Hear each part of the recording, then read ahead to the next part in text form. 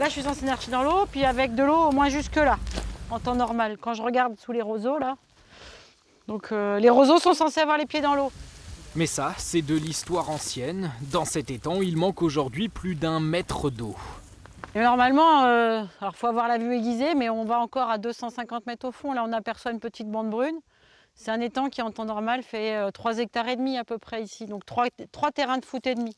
Et donc, vous voyez que là, il m'en reste un demi-terrain de foot. Et les conséquences sont dramatiques parce qu'ici vivent des centaines de poissons. Hélène élève des carpes, des brochets et des gardons qu'elle ne nourrit pas à leur faim pour les préserver. On n'a pas pu envisager de nourrir sur une si petite surface.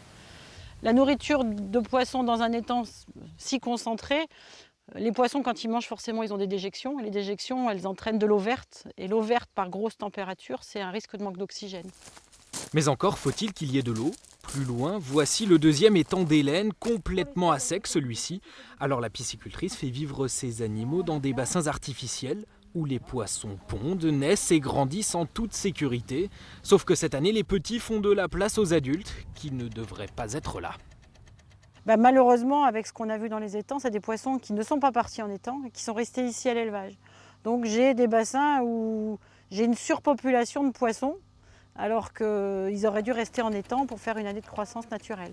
Mais après 2 hivers très pluvieux et une sécheresse estivale, la croissance des poissons ne peut se faire qu'en bassin artificiel. Cette saison, Hélène estime déjà ses pertes à plus de 50%.